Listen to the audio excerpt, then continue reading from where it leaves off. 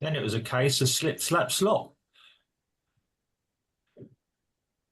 Painting, painting by numbers. I went to a funeral the other day, Mhm. and funerals are interesting because groups of old friends get together. It's an occasion where friends get together, you know, Yeah. because they're all sort of somehow related to the person who's getting buried. Mm. And there was my son, a couple of his mates, and me. And in the conversation that they were having, uh, he asked about the local zoo that's written in Dois Irmãos Okay. Yeah. near to Recife. It turns out because of COVID, it took a turn for the worst and it remained closed for a while. Mm. And two of its main crowd pullers, Leo the lion, Mm. Leo was actually the son of the lion of the circus that caught the little boy and ate him. Oh yeah. Uh, in shopping Guararapes in Mm. uh, the police shot the perpetrator, Yeah. and his son was taken to the zoo. And Mm. apparently, the circus had pulled his nails out so that he couldn't scratch anybody. You know, Okay. Yeah. the Mm. circus, Yeah. which is possibly why they banned animals in circuses here in Brazil. I don't know what it's like in the rest of the world, but anyway. And of course, Beehive the bear, the brown bear. Mm. They both died. So, in an effort to try and revamp the endeavor, the director brought in new animals to try and whet the appetite of the paying public to try and draw the crowds in again. Yeah. Um, he seemed to prefer reptiles and regional reptiles. Come to that, which meant that what in the UK might be considered exotic animals Yeah. here in Brazil, Mm. they're just animals. They're just animals. Yeah. Yeah. The Right. local animal.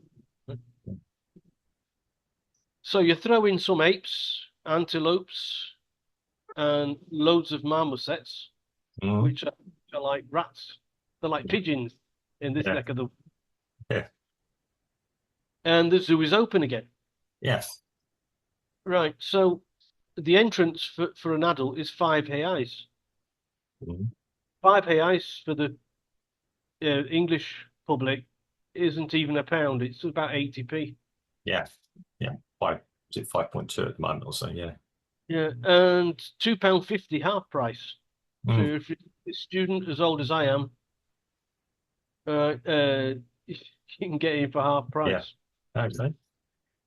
So you can't really expect much, really, can you, for that No, price? not really. No. But So keep that in mind. Do you remember that zoo in eastern China where the public thought that bears were men in bear suits? This is going back last year, yeah. I think. Yeah. Uh, it turns out they were actually very flexible bears. Uh, Okay. well, you know, Yeah. in another zoo in the south, in the city of Shanwei, Mm. they came up with the idea of economizing by putting pandas on display. Only these pandas are like no others. Mm. Uh, they're actually dogs. Mm. Chow breed of dog, Yeah. which they painted black and white and called panda dogs. Oh, right. Okay. Now the public didn't buy it, a panda dog. Mm. Yes. It Yeah. started to ask questions. Yes. You would. Yes. And after a lot of to and froing, Mm. the owners admitted they just painted the dogs to try and attract visitors. Mm. You know, um, keep that one in mind. Yeah. Okay. In Finland, Mm. Atari Zoo is boxing up a couple of pandas, Lumi and Piri, Mm. to return them to China as they can't Mm. afford to keep them.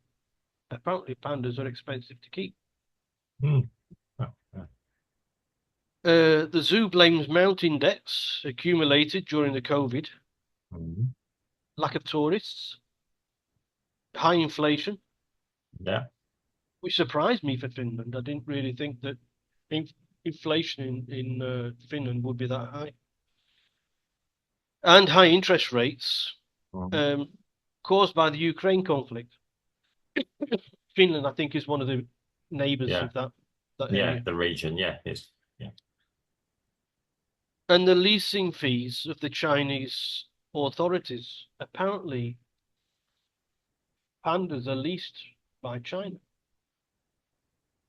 Mm. And the zoo had to pay an annual fee to China of 1 million euros each year. Mm. The Chinese say that this money goes towards the upkeep of the endangered species. Of course it does. If they put Mm. it to the endangered species, they just become a species and not an Yes. endangered species still. Yes. Yep. Yeah. Last year, the zoo asked the Finnish government for a 5 million euro grant, but was Mm. declined. So, short and sweet, three Mm. stories, three different zoos. Yeah. Um, are zoos becoming a thing of the past? Are they still viable as a commercial venture? Mm. And what will happen if zoos close? Right. Here we go. Let's Yeah. chew on that one. Yeah. Well, it's like I did a podcast. We did a podcast the other day about museums. The same question is that it's still the public desire to go to zoos. When I was a kid, we used to go to a zoo in Colchester, which was one of the main zoos, I suppose, in the UK. I've never been to London Zoo, funny enough. I've walked around the outside of it, just etc. Um, but yeah, zoos, they've come for a lot of criticism in recent years for, keeping the animals contained. The, I mean, yeah, the purpose of a zoo, like a museum, if you like, is to bring people close, allow people to actually witness firsthand or see firsthand artifacts. Okay, we're going to call animals artifacts here, items of interest.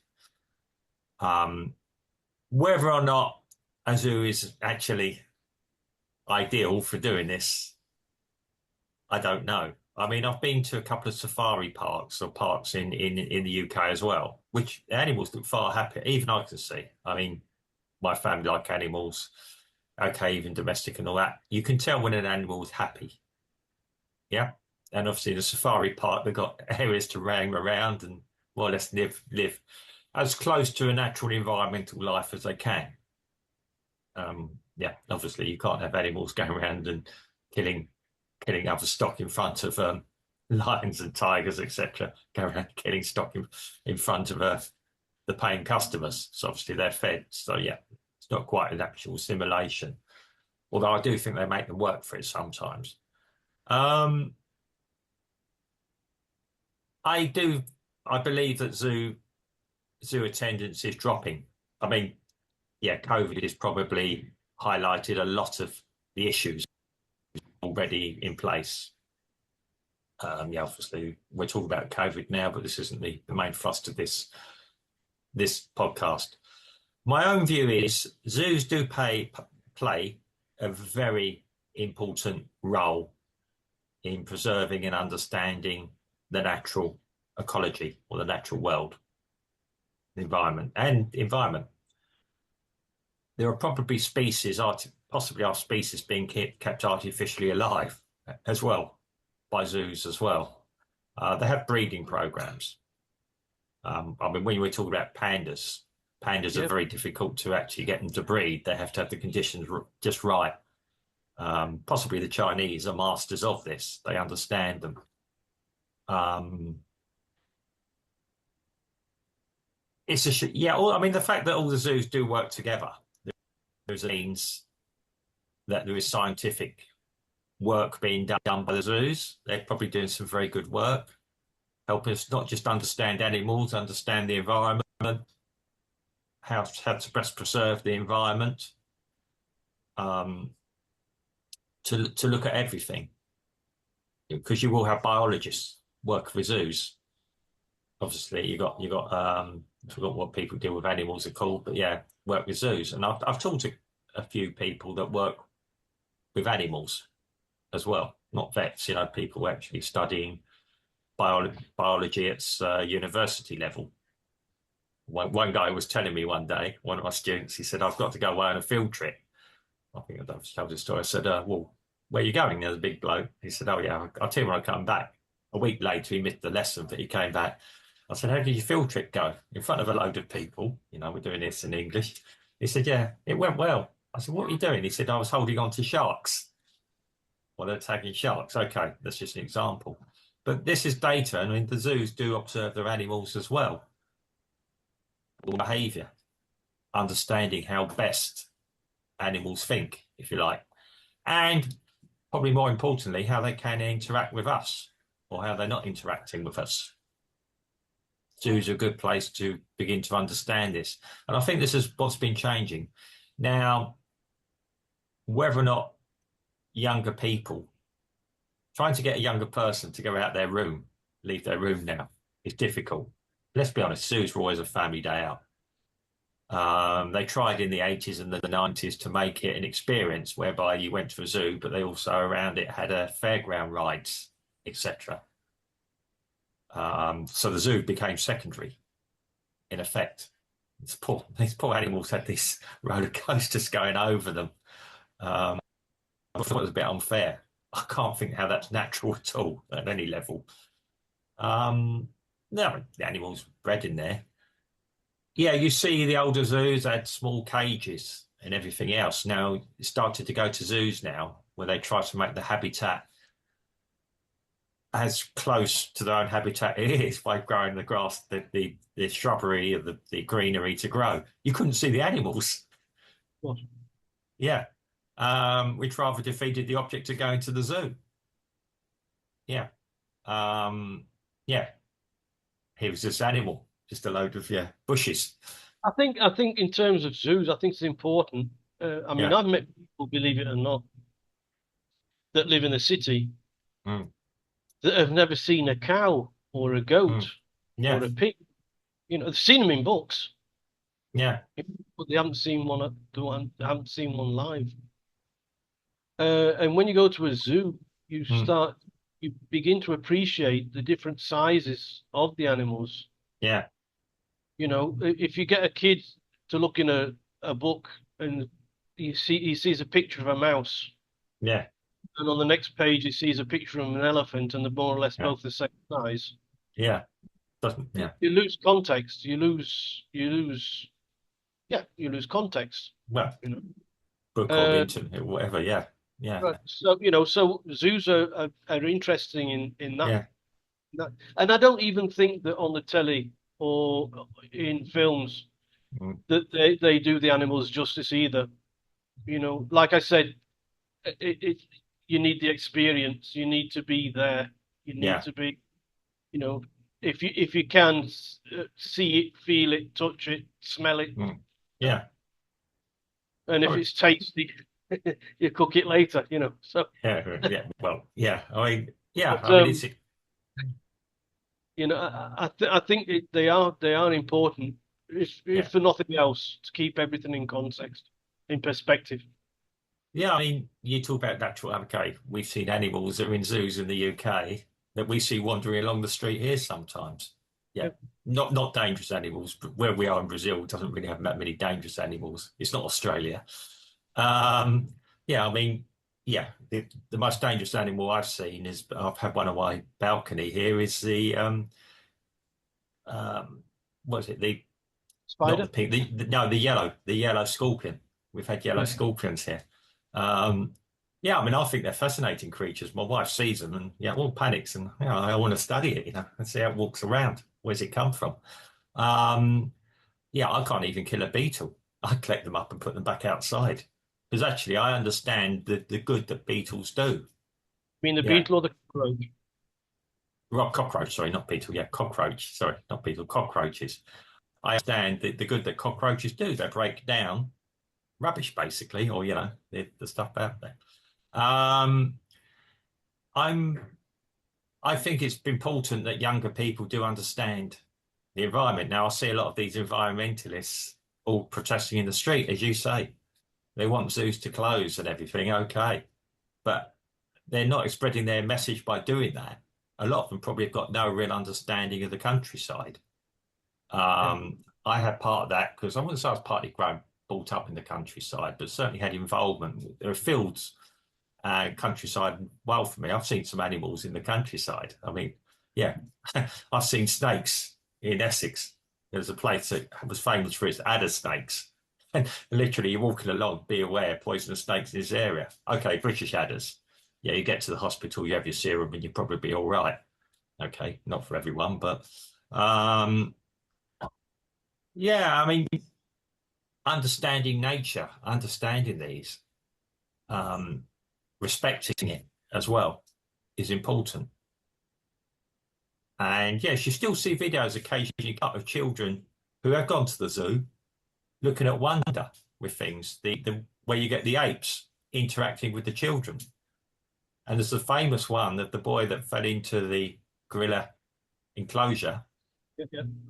And the gorilla went into, well, it's a female gorilla, went to a mothering instinct, could see that the child was distressed, was no threat, then had the sense to walk away and allow, if you like, the handlers to go in there and retrieve the child, probably save the child's life.